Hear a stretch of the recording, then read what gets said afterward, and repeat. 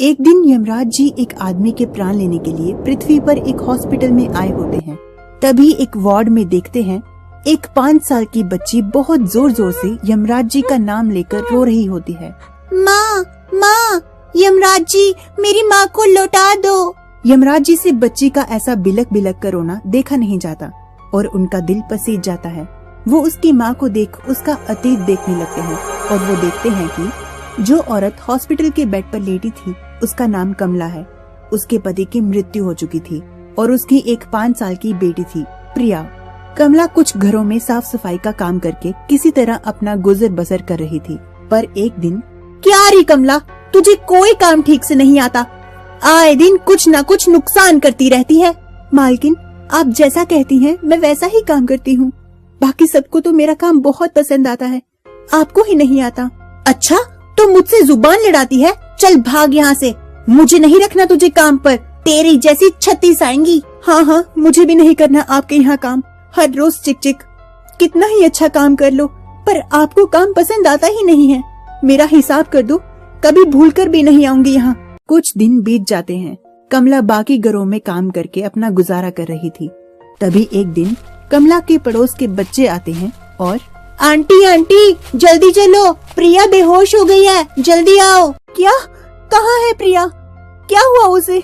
कमला प्रिया को डॉक्टर के पास लेकर जाती है तो पता चलता है कि प्रिया को कैंसर की बीमारी हो गई है और उसके इलाज के लिए 2 लाख रुपए की जरूरत पड़ेगी। कुछ दिन बीत जाते हैं। प्रिया की हालत दिन ब दिन बहुत खराब हो जाती है। वे बिस्तर पकड़ लेती है। तभी एक शाम घर पर, प्रिया लो खाना खा लो बेटा और फिर सो जाओ, मुझे थोड़ी देर के लिए बाहर जाना है। कमला एक एक कर उन घरों में पैसे मांगने जाती है जहाँ वे काम करती थी, पर वे सिर्फ 25-30 हजार रुपए का ही इंतजाम कर पाती है। कमला घर आ जाती है। हे भगवान, क्या करूं? मेरी आंखों के आगे मेरी बेटी तड़प रही है और मैं कुछ नहीं कर पा रही। इतने से पैसों से क्या होगा? हे भगवान, मेरी बच्ची को कुछ हो गया तो मैं कैसे जीऊंगी? कमला की एक पड़ोसन उसके घर आती है और उसे कहती है, चुप हो जाओ कमला, सब ठीक हो जाएगा, भगवान कुछ ना कुछ रास्ता जरूर निकालेंगे। तुम एक काम क्यों नहीं करती? तुम उन सेठानी के पास जाओ, वे बहुत अमीर हैं, वे तुम्हारी कुछ ना कुछ मदद जरूर करेंगी। कौन सी सेठानी? किसकी बात कर रही हो तुम? अरे वही सेठानी जिनके यहाँ तुम पहले भी काम किया करती थी। अगले दिन कमला प्रिया की खाट के पास बैठी होती है। तभी माँ, मुझे बहुत दर्द हो रहा है, पूरे शरीर में बहुत दर्द हो रहा है। माँ, मुझे क्या हुआ है? मैं तो उठ भी नहीं पाती, खेल भी नहीं पाती। नहीं बेटा, कुछ नहीं हुआ है तुम्हें, तुम जल्दी ही ठीक हो जाओगी। मैं तुम्हें जल्दी से ठीक कर दूंगी, फिर तुम खेल भी पाओगी। मुझे उन सेठानी के पास ही जाना चाहिए, क्या पता वो मेरी मदद कर दे। प्रिया को बचाने के लिए मैं कुछ भी कर सकती हूँ। मालकिन के घर पर, मालकिन, मालकिन, कौन है? सुबह सुबह शोर मचाया हुआ है। ओ कमला, तो तू है? तू तो यहाँ कभी कदम नहीं रखने वाली थी, अब कैसे आ गई? मालकिन, वो मेरी बेटी बहुत बीमार है। बीमार है तो मैं क्या करूँ? ये क्या अस्पताल है जो यहाँ चली आई? वो मालकिन, मुझे 2 लाख रुपए चाहिए, कृपया मेरी मदद कर दो। मेरी बेटी को कैंसर हुआ है, उसके इलाज के लिए मुझे पैसे चाहिए। आप जो कहेंगी मैं वो करूँगी, मैं वो सब करने के लिए तैयार हूँ। 2 लाख? 2 लाख पता भी है कितने होते हैं? मैंने क्या यहाँ कोई धर्मशाला खोली है जो मैं सबको पैसे बांटती फिरूं? मालकिन मुझे माफ कर दो, आप जो कहेंगी मैं वो सब करूँगी, पर मुझे पैसे दे दो, मेरी बच्ची को बचा लो। चल ठीक है, मैं तुझे 2 लाख रुपए दे दूंगी, पर बदले में तुझे अपने घर के कागजात रखने होंगे। ठीक है मालकिन। और कागज रखकर सेठानी कमला को पैसे दे देती है।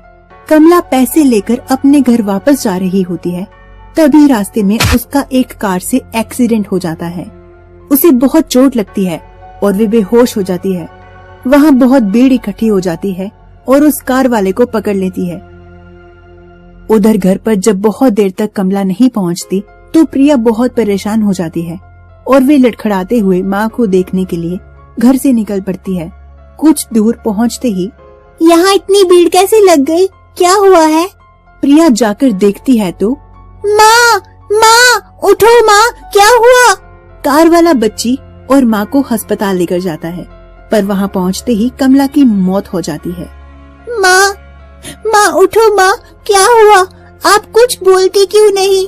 माँ उठो ना, मुझे बहुत दर्द हो रहा है, उठो ना माँ। चुप हो जाओ बेटा, तुम्हारी माँ अब नहीं बोलेगी, वे तुम्हें छोड़कर चली गई है। चुप हो जाओ बेटा। नहीं बोलेंगी? पर क्यों नहीं बोलेंगी? मेरी माँ तो मेरे से बोलती है, मेरा ख्याल रखती है। माँ, मुझे बहुत भूख लगी है, खाना दो ना माँ।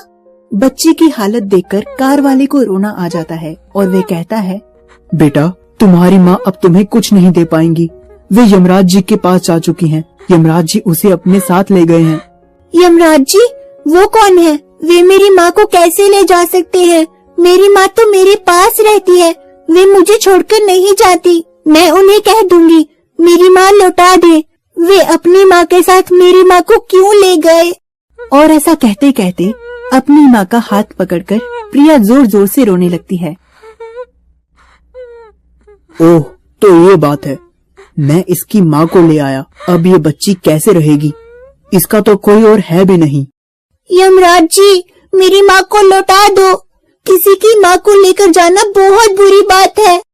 यमराज जी उसका ऐसा रोना देखकर उसके सामने प्रकट हो जाते हैं और वे सिर्फ प्रिया को ही दिखते हैं। प्रिया पहले तो डर जाती है, पर फिर आप कौन हैं? बेटा, मैं यमराज हूँ। मैं ही तुम्हारी माँ को लेकर गया था और मैं तुम्हारी माँ को वापस नहीं कर सकता। तुम्हारी माँ की आयु पूरी हो चुकी थी, इसीलिए मुझे उन्हें ले जाना पड़ा। नहीं यमराज जी, आपको मेरी माँ को वापस करना ही पड़ेगा। मेरी माँ को लौटा दो। आप मुझसे बिना पूछे मेरी माँ को कैसे ले जा सकते हो? मुझे मेरी माँ की जरूरत है। मैं अपनी माँ के बिना कैसे रहूंगी? और अगर आप मुझे मेरी माँ नहीं लौटा सकते तो मुझे भी साथ ले जाओ। नहीं बेटा, मैं किसी का समय पूरा हुए बिना उसे नहीं ले जा सकता। जिसका समय पूरा हो जाता है मैं उसे ही ले जा सकता हूँ, पर मुझसे तुम्हारी ऐसी हालत देखी नहीं जा रही। कुछ सोचने के बाद यमराज जी उसकी माँ के प्राण लौटा देते हैं। कमला अचानक आंखें खोलती है और कहती है, मैं कहाँ हूँ? लगता है मैं बहुत गहरी नींद में सोई थी। माँ, माँ, आप ठीक हो गई? बेटे, तुम यहाँ कैसी आई? हम कहाँ हैं? तुम ठीक तो हो ना? कार वाला आदमी कमला को सारी बात बताता है और कमला और प्रिया का इलाज करवाता है। वे प्रिया को अपनी छोटी बहन मान लेता है और आगे भी उन दोनों का ख्याल रखता है। उसके बाद से वे तीनों खुशी खुशी रहने लगते हैं।